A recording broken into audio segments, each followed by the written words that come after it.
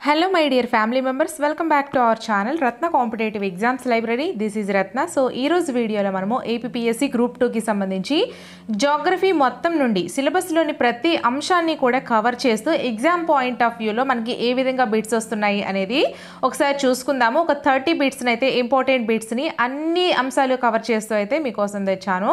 So and మన channel ని ఎవరైనా ఫస్ట్ టైం విజిట్ చేస్తున్నట్లయితే మన ఛానల్లో గ్రూప్ 2 కి సంబంధించి చాలా classes and previous and practice bits videos, model papers, topic wise bits videos ఇలా అన్ని కూడా చేస్తున్నాను.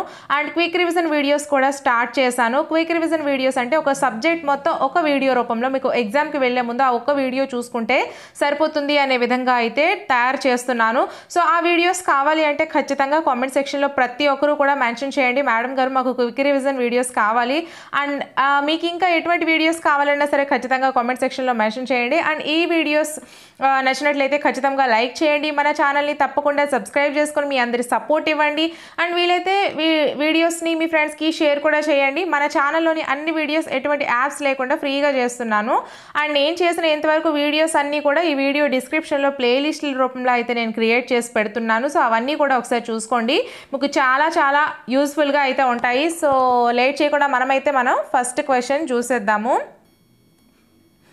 ఫస్ట్ క్వశ్చన్ చూసుకున్నట్లయితే సౌర కుటుంబంలోని అంతర్గ్రహాలు క్రింది వాటిలో వేటి వలన ఉన్నాయి, వేటి మధ్యలో ఉన్నాయి, ఇది మధ్య అండి, వేటి మధ్య ఉన్నాయి అనేది question.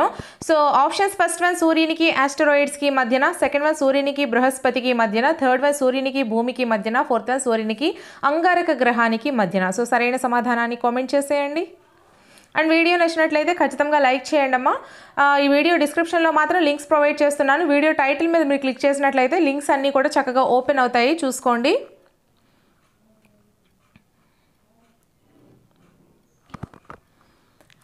First one is the right answer. సూర్యునికి ఆస్టరాయిడ్స్కి మధ్యన సౌర కుటుంబంలోని అంతర్గ్రహాలన్నీ కూడా సూర్యునికి ఆస్టరాయిడ్స్కి మధ్యన ఉన్నాయి.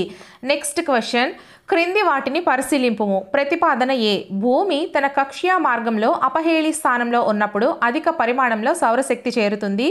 కారణం ఆర్, అపహేళి సమయంలో భూమి సూర్యునికి మధ్య దూరం గరిష్టంగా ఉంటుంది. So options, first one A మరియు ఆర్ నిజమైనవి, ఏకి ఆర్ సరైన వివరణ. సెకండ్ వన్ ఏ మరియు ఆర్ నిజమైనవి కానీ ఏకి ఆర్ సరైన వివరణ కాదు. థర్డ్ వన్ ఏ నిజమైనది ఆర్ నిజమైనది కాదు. ఫోర్త్ వన్ ఏ నిజమైనది కాదు ఆర్ నిజమైనది. సో సరైన సమాధానం కామెంట్ చేసేయండి. వీడియోస్ అన్ని లైవ్ రూపంలో అయితే నేను మీకు కండక్ట్ చేస్తున్నాను, చూసుకోండి. మార్నింగ్ 12 o'clockకి, అదే డే టైంలో అయితే నైట్ టైం 9 o'clockకి లైవ్ అయితే ఉంటూ ఉంటుంది. ప్రతిరోజు కూడా అటెండ్ అవుతూ ఉండండి. లైవ్ అయిపోయిన తర్వాత ఎన్నిసార్లు అయినా మీరు వీడియోని చూసుకోవచ్చు. లైవ్లో అయితే మాత్రం కంటిన్యూస్గా చూడాల్సి వస్తుంది. సో ఆన్సర్ వచ్చేసరికి fourth one is the right answer అమ్మా. ఏ నిజమైనది కాదు ఆర్ నిజమైనది. ఏ నిజమైనది కాదు ఆర్ నిజమైనది. అంటే అపహేళి సమయంలో భూమి సూర్యునికి మధ్య దూరం గరిష్టంగా ఉంటుంది. ఓకేనా. So next question, 33rd question, క్రింది వాటిని పరిశీలింపుము. ప్రతిపాదన ఏ, ఖండ తీరపు అంచు ప్రాంతాలు మానవునికి ఆర్థికంగా అత్యంత ఉపయోగపడే ప్రదేశాలు. కారణము ఆర్, సముద్ర ఆహార వనరులు మరియు పెట్రోలియం నిక్షేపాలు ఖండ తీరపు అంచు ప్రాంతంలో అధికంగా లభ్యమవుతాయి. సో ఆప్షన్స్ మనం చూసుకున్నట్లయితే ఫస్ట్ వన్ ఏ మరియు ఆర్ నిజమైనవి, ఏకి ఆర్ సరైన వివరణ. సెకండ్ వన్ ఏ మరియు ఆర్ నిజమైనవి కానీ ఏకి ఆర్ సరైన వివరణ కాదు. థర్డ్ వన్ ఏ నిజమైనది ఆర్ నిజమైనది కాదు. ఫోర్త్ వన్ ఏ నిజమైనది కాదు ఆర్ నిజమైనది. సో సరైన సమాధానం కామెంట్ చేసేయండి.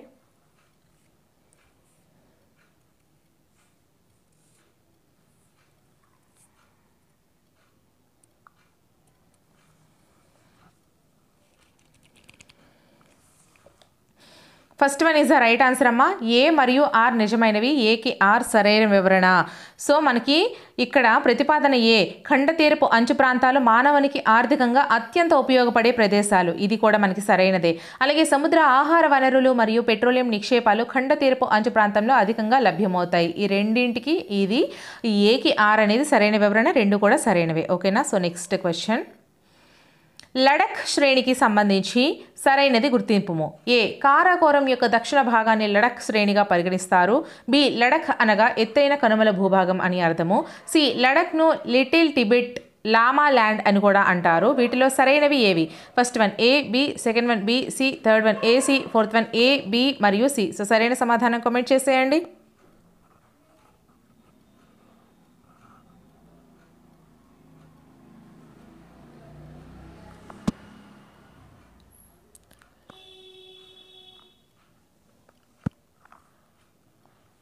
Fourth one is the right answer. A, B మరియు సి మూడు కూడా మనకి సరైనవే. కారాకోరం యొక్క దక్షిణ భాగాన్ని లడక్ శ్రేణిగా పరిగణిస్తారు. లడక్ అనగా ఎత్తైన కనుమల భూభాగం అని అర్థము. లడక్ను లిటిల్ టిబెట్ లామా ల్యాండ్ అని కూడా అంటారు. ఈ మూడు కూడా మనకి లడక్ శ్రేణికి సంబంధించి సరైనవే. నెక్స్ట్ క్వశ్చన్, మామిడి జల్లులకు సంబంధించి సరైనది గుర్తింపము.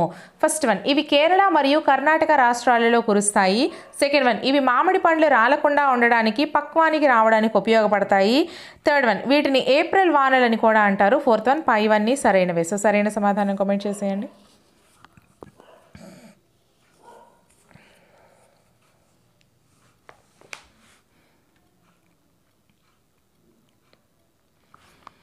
Fourth one is the right answer. అన్నీ సరైనవే. మామిడి జల్లులకు సంబంధించి సరైనవి ఇవి కేరళ మరియు కర్ణాటక రాష్ట్రాల్లో కురుస్తాయి. ఈ మామిడి జల్లులు అనేవి కేరళ మరియు కర్ణాటక రాష్ట్రాల్లో ఎక్కువగా కురుస్తాయి.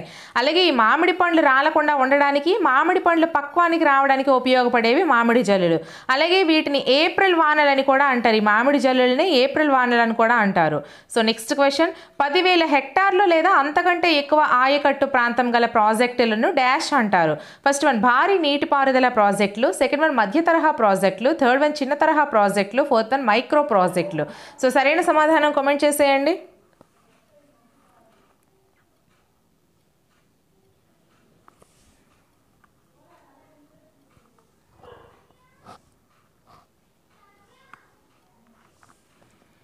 First one is the right answer. భారీ నీటిపారుదల ప్రాజెక్టులు 10,000 హెక్టార్లు లేదా అంతకంటే ఎక్కువ ఆయకట్టు ప్రాంతం గల ప్రాజెక్టులను భారీ నీటిపారుదల ప్రాజెక్టులు అంటారు. నెక్స్ట్ క్వశ్చన్, క్రింది వాటిలో హిమాలయ అడవులను గుర్తింపుము. ఫస్ట్ వన్, ఉష్ణమండల ఆర్ద్ర ఆకురాల్చు అడవులు. సెకండ్ వన్, ఉష్ణమండల సతత హరిత అరణ్యాలు. థర్డ్ వన్, శృంగాకార అరణ్యాలు. ఫోర్త్ వన్, పైవన్నీ. సో సరైన సమాధానం కామెంట్ చేసేయండి.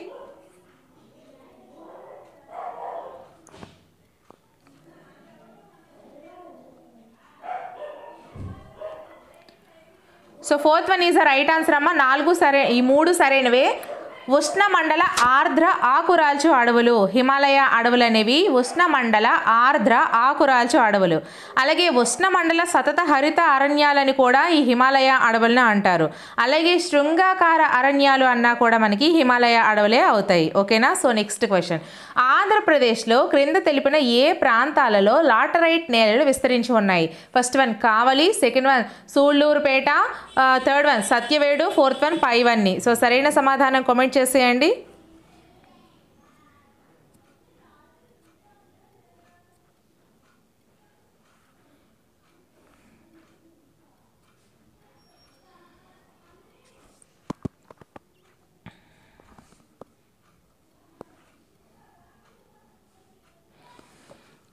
Fourth one is the right answer అమ్మ.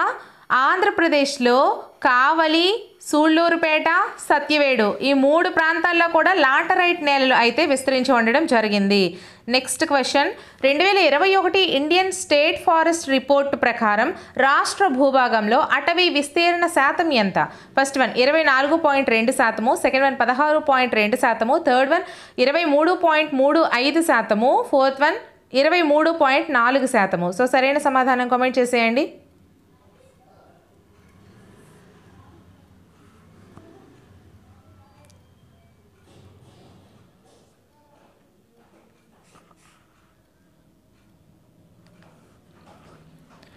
Third one is the right answer అమ్మ. 23.35%. ఇండియన్ స్టేట్ ఫారెస్ట్ రిపోర్ట్ ప్రకారం 2021 ఇండియన్ స్టేట్ ఫారెస్ట్ రిపోర్ట్ ప్రకారం రాష్ట్ర భూభాగంలో అటవీ విస్తీర్ణ శాతం ఎంత? 23.35%. నెక్స్ట్ క్వశ్చన్, విపత్తు నిర్వహణ టీంలో ఉండవలసినవి ఏంటి? ఏ అన్వేషణ రక్షణ టీం, బి అవగాహన పెంపుదల టీం, సి ప్రథమ చికిత్స team. So options first one A, B మాత్రమే, సెకండ్ వన్ బి, సి మాత్రమే, థర్డ్ వన్ ఏ, సి మాత్రమే, ఫోర్త్ వన్ ఏ, బి మరియు సి. సో సరైన సమాధానం కామెంట్ చేసేయండి.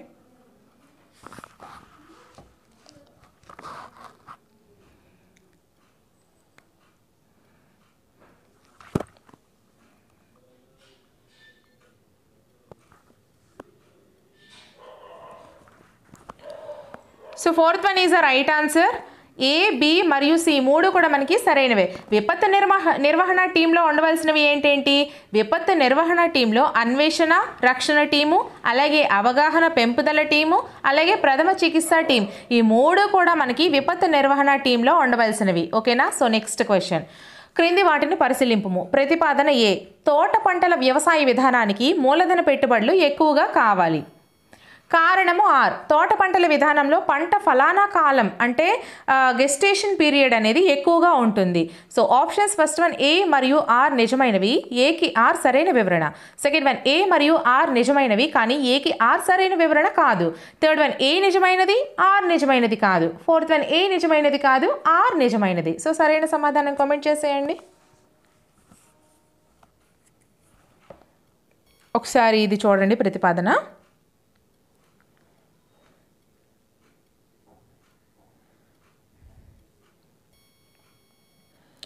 ఆన్సర్ వచ్చేసరికి second one is the right answer. A మరియు ఆర్ నిజమైనవి కానీ ఏకి ఆర్ సరైన వివరణ కాదు.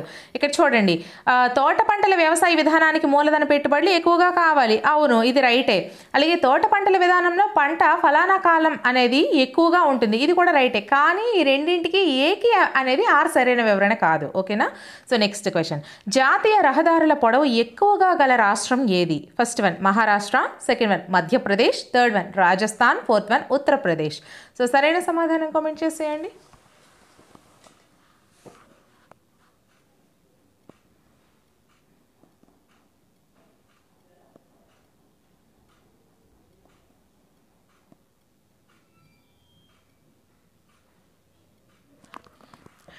First one is the right answer. జాతీయ రహదారుల పొడవు ఎక్కువగా గల రాష్ట్రం వచ్చేసరికి మహారాష్ట్ర అండి.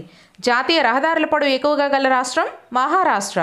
సో నెక్స్ట్ క్వశ్చన్, పంట క్రమక్షయం ఎక్కువ కాలం కొనసాగితే చేతివేలు ఆకారంలో అనేక గాడులు ఏర్పడతాయి. అయితే ఈ క్రమక్షయాన్ని ఏమంటారు? ఫస్ట్ వన్ గట్ల క్రమక్షయం, సెకండ్ వన్ వంగ క్రమక్షయం, థర్డ్ వన్ పట క్రమక్షయం, ఫోర్త్ వన్ పవన క్రమక్షయం. సో సరైన సమాధానం కామెంట్ చేసేయండి.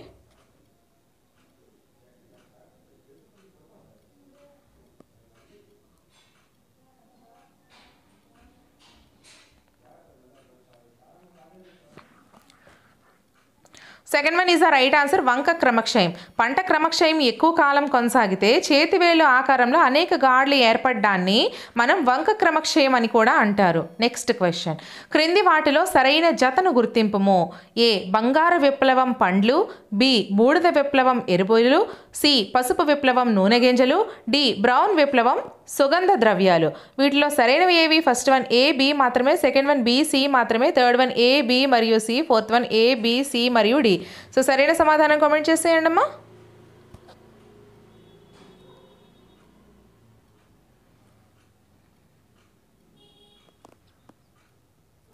Fourth one is the right answer. A, B, C మరియు డి ఈ నాలుగు కూడా మనకి సరైనవే.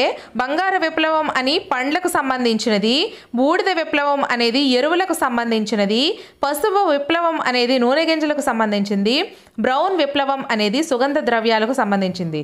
చూసుకోండి, సుగంధ ద్రవ్యాలకు సంబంధించిన విప్లవాన్ని బ్రౌన్ విప్లవం అంటారు, నూనె గింజలకు సంబంధించిన విప్లవాన్ని పసుపు విప్లవం అంటారు, ఎరువులకు సంబంధించిన విప్లవాన్ని బూడిద విప్లవం అంటారు, పండ్లకు సంబంధించిన విప్లవాన్ని బంగారు విప్లవం అని అంటారు. ఓకేనా? సో నెక్స్ట్ క్వశ్చన్, క్రింది వాటిని జతపరచండి.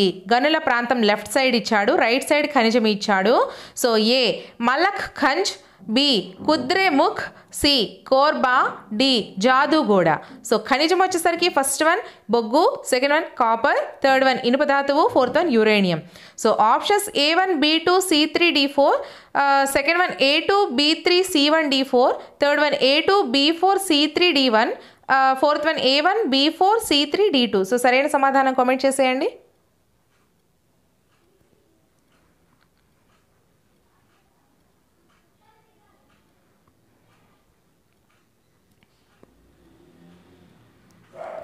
Second one is the right answer అమ్మా.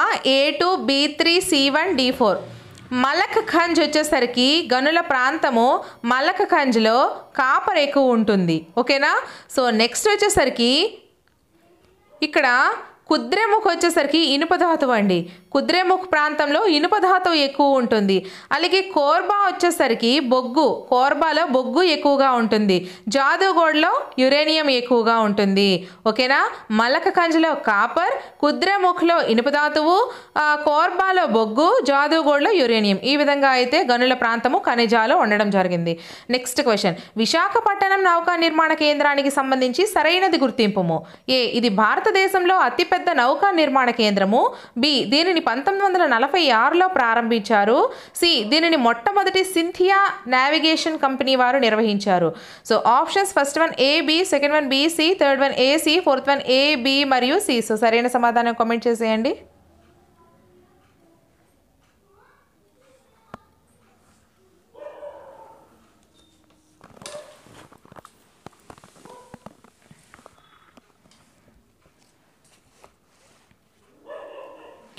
Fourth one is the right answer అమ్మా.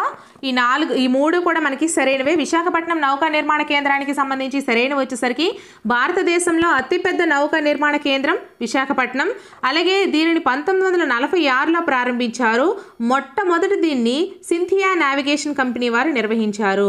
విశాఖపట్నం నౌకా నిర్మాణ కేంద్రం మొట్టమొదటి సింథియా నావిగేషన్ కంపెనీ వారు నిర్వహించారు. దీన్ని 1946లో ప్రారంభించారు. ఇది భారతదేశంలోనే అతిపెద్ద నౌకా నిర్మాణ కేంద్రం. ఓకేనా. So next question, Kashmir white and moon white granite ఆంధ్రప్రదేశ్లోని ఏ జిల్లా లేదా ఏ జిల్లాల్లో లభిస్తుంది? First one Visakhapatnam, second one Parvathipuram Manyam, third one Alluri Sitaramaraju, fourth one పైవన్నీ. సో సరైన సమాధానం కామెంట్ చేసేయండి.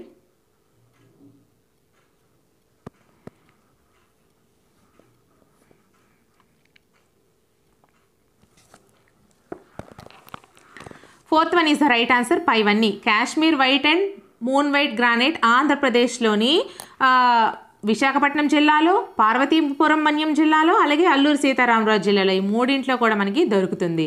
So next question, Narla Tatarao thermal power station అని ఏ పవర్ స్టేషన్ను పిలుస్తారు? First one Nellore thermal power station, second one Rayalaseema thermal power station, third one Vijayawada thermal power station, fourth one Simhadri thermal power station. So సరైన సమాధానం కామెంట్ చేసేయండి.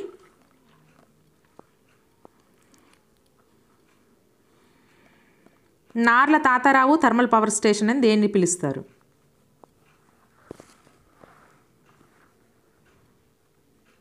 Third one is the right answer, Vijayawada thermal power station. Vijayawada thermal power స్టేషన్నే Narla Tatarao thermal power station అని కూడా పిలుస్తారు. Next question, Andhra Pradesh రాష్ట్రంలో గల కృష్ణపట్నం ఓడరేవు గురించి సరైనది గుర్తింపుము.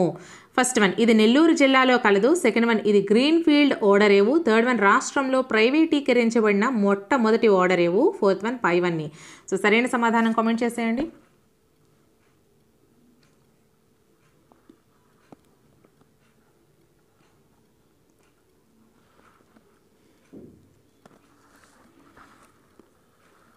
Fourth one is the right answer అమ్మా.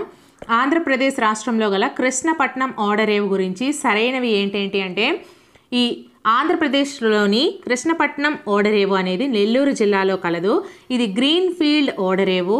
అలాగే రాష్ట్రంలో ప్రైవేటీకరించబడిన మొదటి ఓడరేవు కూడా ఈ కృష్ణపట్నం ఓడరేవు. ఓకేనా. నెక్స్ట్ క్వశ్చన్, గీతాచార్యుడైన శ్రీకృష్ణుడు రథంపై అర్జునుడికి జ్ఞానబోధ చేస్తున్న శిల్పమే ప్రధాన విగ్రహంగా ఓకే ఇక్కడ అలాగే ఉంది. ప్రధాన విగ్రహంగా గల ప్రాంతం ఏది? First one Bobbili, second one Sangameswara దేవాలయం, third one Muktidhamam, fourth one Arasavalli. So సరైన సమాధానం కామెంట్ చేసేయండి. విగ్రహమేనండి ఇది. ఇక్కడ ఈ అరరావిడి ఈ గ్రా కింద కాకుండా హా ఇచ్చాడు. విగ్రహంగా గల ప్రాంతం.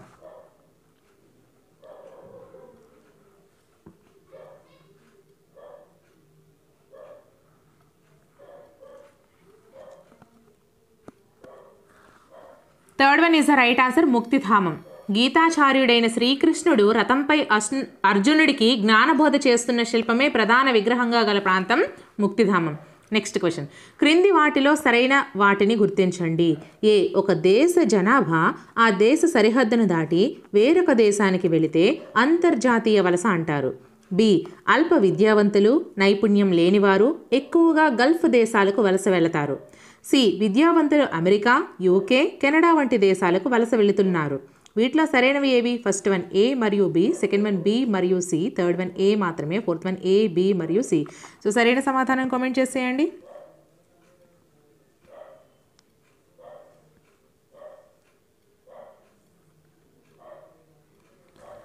Fourth one is the right answer. A, B మరియు సి ఈ మూడు కూడా మనకి సరైనవే. ఒక దేశ జనాభా అనేది ఆ దేశ సరిహద్దును దాటి వేరొక దేశానికి వెళితే అంతర్జాతీయ వలస అంటారు. అలాగే అల్ప విద్యావంతులు, నైపుణ్యం లేనివారు ఎక్కువగా గల్ఫ్ దేశాలకు వలస వెళ్తారు. విద్యావంతులు అమెరికా, యూకే, కెనడా వంటి దేశాలకు వలస వెళుతున్నారు. ఓకేనా? So next question. ఆదిమ గిరిజన తెగల గురించి సరైనవి ఏవి? ఏ, గిరిజనుల్లోనే మరింత వెనుకబడిన నాగరికతకు, సౌకర్యాలకు సుదూరంగా ఉన్న వర్గాలను ఆదిమ గిరిజనులు అంటారు. బి, ప్రస్తుతం 17 రాష్ట్రాలలో ఒక కేంద్ర పాలిత ప్రాంతం అండమాన్లో మొత్తం 75 ఆదిమ గిరిజనులను గుర్తించడం జరిగింది. సి, ఆంధ్రప్రదేశ్లో కొండ సవర, చెంచులు, ఖోండ్లు నివసిస్తున్నారు. వీటిలో సరైనవి ఏవి? ఫస్ట్ వన్ ఏ మరియు బి, సెకండ్ వన్ బి మరియు సి, థర్డ్ వన్ బి మాత్రమే, ఫోర్త్ వన్ ఏ, బి మరియు సి. సో సరైన సమాధానం కామెంట్ చేసేయండి.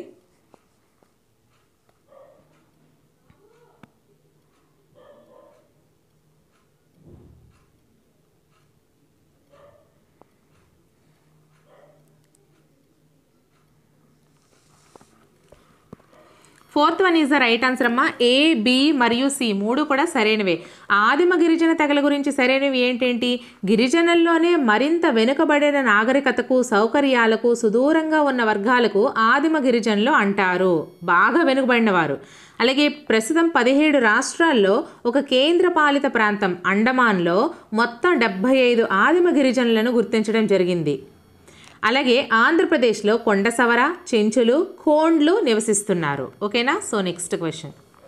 మైనారిటీ వర్గాల గురించి క్రింది వాటిలో సరైనది ఏది? ఏ, మైనారిటీ అన్న పదం భారత రాజ్యాంగం 29-30 అధికరణ ద్వారా తెలుపుతుంది. బి, 29 అధికరణ ప్రకారం భారత భూభాగంపై ఏ వర్గ పౌరునికైనా తన భాష, లిపి లేదా సంస్కృతిని కాపాడుకునే హక్కును రాజ్యాంగం కల్పించింది. సి, 30వ అధికరణ ప్రకారం మతం లేదా భాష ఆధారంగా తమ ఇష్టానుకూలమైన విద్యా సంస్థలను స్థాపించుకొని పరిపాలించుకునే హక్కును ప్రసాదించింది. వీటిలో సరైనవి ఏవి? ఫస్ట్ వన్ ఏ మరియు బి, సెకండ్ వన్ బి మరియు C, third one A, B మరియు సి, ఫోర్త్ వన్ ఏ మరియు సి. సో సరైన సమాధానం కామెంట్ చేసేయండి.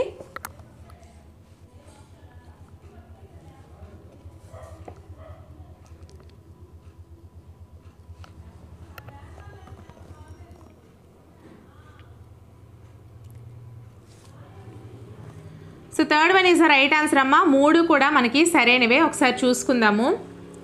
మైనారిటీ వర్గాల గురించి సరైనవి అన్నారు. సో మైనారిటీ అనే పదం అనేది భారత రాజ్యాంగంలోని 29-30వ అధికరణ తెలుపుతుంది. ఓకేనా? మైనారిటీ అనే పదం భారత రాజ్యాంగంలోని 29-30 అధికరణ తెలుపుతుంది.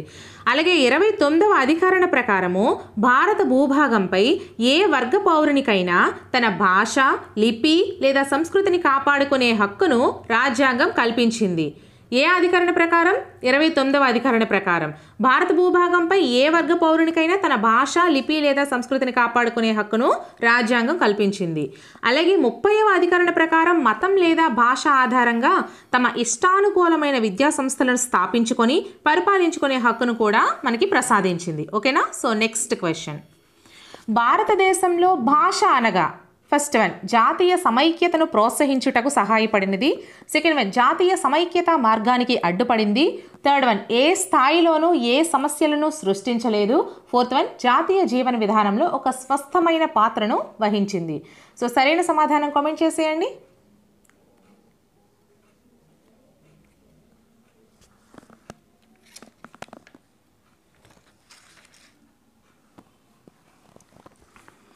First one is the right answer అమ్మా. జాతీయ సమైక్యతను ప్రోత్సహించుటకు సహాయపడిందే భారతదేశంలో భాష అనగా. ఓకేనా? So next question. సిక్కుల సమాజంలో వివాహాలు ఏ సమయానికి జరుపుతారు? ఫస్ట్ వన్ రాత్రి సమయంలో, సెకండ్ వన్ సూర్యోదయం కాకముందు, థర్డ్ వన్ వివాహ నక్షత్రాన్ని బట్టి వివాహం జరుగుతుంది, ఫోర్త్ వన్ పైవేవి కావు. సో సరైన సమాధానం కామెంట్ చేసేయండి.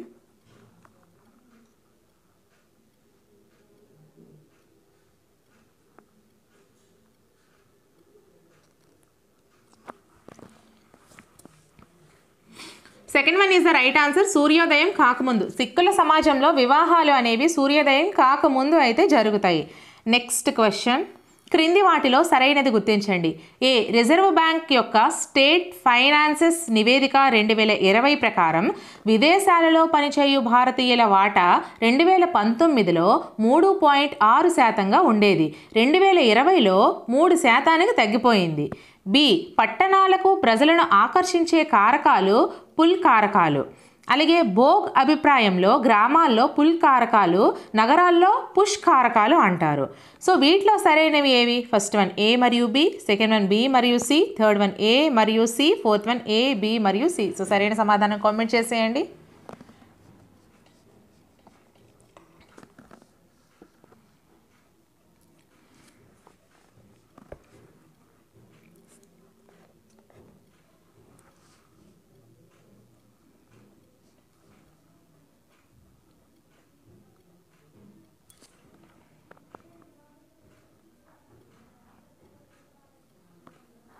First one is the right answer. A మరియు బి ఈ రెండు కూడా మనకి సరైనవి.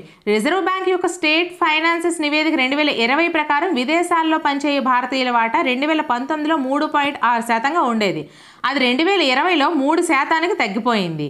అలాగే పట్టణాలకు ప్రజలను ఆకర్షించే కారకాలను పుల్ కారకాలు అంటారు. ఓకేనా? సో నెక్స్ట్ క్వశ్చన్, 2011 జనాభా లెక్కల ప్రకారం రాష్ట్ర జనాభాకు సంబంధించి సరైన దాన్ని గుర్తించండి. ఏ, 2011లో రాష్ట్ర జనాభా వృద్ధి రేటు 9.21%. బి, రాష్ట్ర జనాభాలో 50.08% పురుషులు ఉండగా స్త్రీలు 49.92% ఉన్నారు. సి, రాష్ట్రంలో సగటు జనసాంద్రత 304. వీటిలో సరైనవి ఏవి? ఫస్ట్ వన్ ఏ మాత్రమే, సెకండ్ వన్ బి మాత్రమే, థర్డ్ వన్ సి మాత్రమే, ఫోర్త్ వన్ ఏ, బి మరియు సి. సో సరైన సమాధానం కామెంట్ చేసేయండి.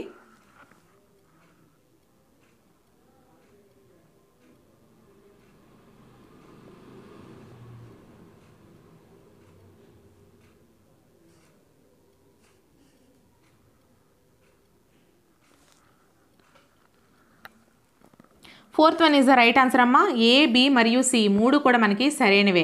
2011 జనాభా లెక్కల ప్రకారం రాష్ట్ర జనాభాకు సంబంధించి సరైన దాన్ని చూసుకున్నట్లయితే 2011లో రాష్ట్ర జనాభా వృద్ధి రేటు 9.21% అండి. అలాగే రాష్ట్ర జనాభాలో 50.08% పురుషులు ఉండగా స్త్రీలు 49.92% ఉన్నారు.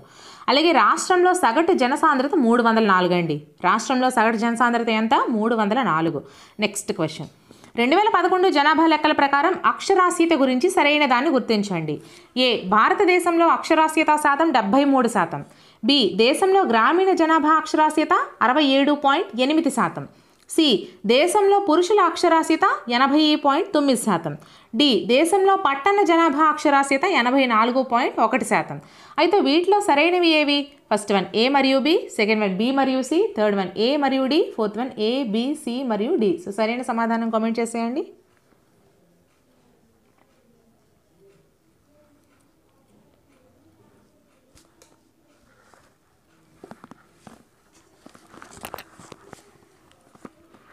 Fourth one is the right answer అమ్మా. ఏ, బి, సి మరియు డి 4 కూడా సరైనవే. 2011 జనాభా లెక్కల ప్రకారం అక్షరాస్యత అనేది భారతదేశంలో అక్షరాస్యత శాతం 73% అండి. అలాగే దేశంలో గ్రామీణ జనాభా అక్షరాస్యత 67.8%. దేశంలో గ్రామీణ జనాభా అక్షరాస్యత 67.8%.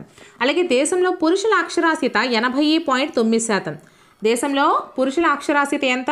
80.9%. అలాగే దేశంలో పట్టణ జనాభా అక్షరాస్యత 84.1%. దేశంలో పట్టణ జనాభా అక్షరాస్యత 84.1%. సో నెక్స్ట్ క్వశ్చన్, భాష ఆధారిత జనాభా అంశాలలో సరికాని దాన్ని గుర్తించండి. ఫస్ట్ వన్, భారత రాజ్యాంగంలోని 7వ షెడ్యూల్లో 22 భాషలను గుర్తించారు. సెకండ్ వన్, తెలుగు, తమిళం, సంస్కృతి, కన్నడం, ఒడియా, మలయాళం వంటి భాషలను సాంప్రదాయ భాషలుగా గుర్తించారు. థర్డ్ వన్, మొత్తం జనాభాలో 43.63% హిందీ భాషలకు చెందినవారు. ఫోర్త్ వన్, హిందీ, బెంగాలీ, మరాఠీ తర్వాత 4వ స్థానం తెలుగు భాష మాట్లాడేవారు ఉన్నారు. సో సరైన సమాధానం కామెంట్ చేసేయండి.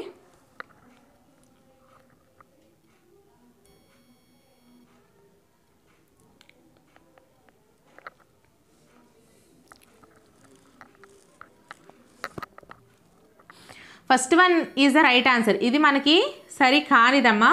మరి సరైనవి ఏంటంటే తెలుగు, తమిళం, సంస్కృతి, సంస్కృతం, కన్నడం, ఒడియా, మలయాళం వంటి భాషలను సాంప్రదాయ భాషలుగా గుర్తించారు భాషా ఆధారిత జనాభా అంశాల్లో. అలాగే మొత్తం జనాభాలో 43.63% హిందీ భాషలకు చెందినవారు. అలాగే హిందీ, బెంగాలీ, మరాఠీ తర్వాత 4వ స్థానం తెలుగు భాష మాట్లాడేవారు ఉన్నారు. ఓకేనా. నెక్స్ట్ క్వశ్చన్, క్రింది వాటిలో సరైన దాన్ని గుర్తించండి. ఏ, ఆంధ్రప్రదేశ్లో బంజారాల నివాస స్థలాన్ని తండాలు అంటారు. బి, చెంచుల నివాస స్థలాలని పెంటలు అంటారు. సి, కోయల నివాస స్థలాన్ని గూడెంలో అంటారు. ఫస్ట్ వన్ ఏ మరియు బి, సెకండ్ వన్ బి మరియు సి, థర్డ్ వన్ సి మరియు D, fourth one A, B మరియు సి. ఈ 3 సరైనవి. సో సరైన సమాధానాన్ని కామెంట్ చేసేయండి. అండ్ మన ఛానల్ని ఇంకెవరైనా సబ్స్క్రైబ్ చేసుకోకపోతే సబ్స్క్రైబ్ చేసుకుని వీడియో నచ్చినట్లయితే ఖచ్చితంగా లైక్ చేయండి. వీలైతే మీ ఫ్రెండ్స్లో ఒకరిద్దరికి షేర్ కూడా చేయండి. అండ్ నేను ఇంతవరకు చేసిన వీడియోస్ అన్ని ప్లేలిస్ట్ల రూపంలో ఈ వీడియో డిస్క్రిప్షన్లో లింక్స్ ప్రొవైడ్ చేస్తున్నాను. సో చక్కగా చూడండి. మీకు ఏ వీడియోస్ కావాలన్నా సరే ఖచ్చితంగా కామెంట్ సెక్షన్లో మెన్షన్ చేయండి. ఇలా మోడల్ పేపర్స్ కావాలన్నా సరే ఇంకా చేయండి మేడం గారు అనేసి చెప్పండి. అండ్ ఈ వీడియోకి సంబంధించి ఏమైనా మిస్టేక్స్ ఉంటే కామెంట్ చేయండి. బట్ పొలైట్గా అయితే కామెంట్ చేయండి. చాలామంది అడుగుతున్నారు మిస్టేక్స్ ఉంటే. మిస్టేక్స్ 1-2 అనేవి కామన్గా ప్రతి ఒక్కరికి ఉంటాయి. నేనైతే మాత్రం టెట్ డిఎస్సి స్టూడెంట్ని. యాక్చువల్లీ నా గ్రూప్స్కి అయితే అంత అవగాహన లేదు. బట్ చాలామంది అడుగుతున్నారు అని ఈ గ్రూప్స్ వీడియోస్ కూడా చేస్తున్నాను. బట్ ఈ రోజు నేను నేర్చుకోలేకపోవచ్చు, కానీ ఇలా చెప్తూ ఉంటే నేను కూడా నేర్చుకుంటాను ఏదో ఒక రోజుకి. ప్రాబ్లం అయితే లేదు. సో ఆన్సర్ కామెంట్ చేస్తారా? అండ్ మన ఛానల్లో అన్ని వీడియోస్ ఎటువంటి యాప్స్ లేకుండా ఫ్రీగా చేస్తున్నాను. సో ఖచ్చితంగా మీ అందరు సపోర్ట్ ఇవ్వండి అమ్మా. Fourth one is right answer. A, B మరియు సి 3 కూడా మనకి సరైనవే. ఆంధ్రప్రదేశ్లో బంజారాల నివాస స్థలాన్ని ఏమంటారు? తండాలు అంటారు. అలాగే చెంచుల నివాస స్థలాన్ని ఏమంటారు? పెంటలు అంటారు.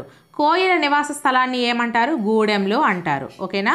సో గైస్, ఈ వీడియో అయితే ఇక్కడితో కంప్లీట్ అయిపోయింది. వీడియో నచ్చినట్లయితే ఖచ్చితంగా లైక్ చేసి ఇటువంటి మరెన్నో వీడియోస్ని ఫాలో అవ్వడం కోసం మన ఛానల్ని సబ్స్క్రైబ్ చేసుకోండి. సో నెక్స్ట్ వీడియోతో మళ్ళీ కలుద్దాం. Until then bye friends.